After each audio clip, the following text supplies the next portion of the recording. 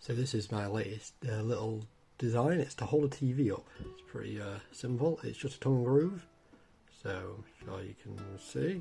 Here's the little tongue that sits inside here. The little groove. And I'm going to 3D print it and use it to secure a TV to the wall. You're thinking, why not buy a TV bracket? Because when you can 3D print something that's going to cost you about 45p, why buy a bracket?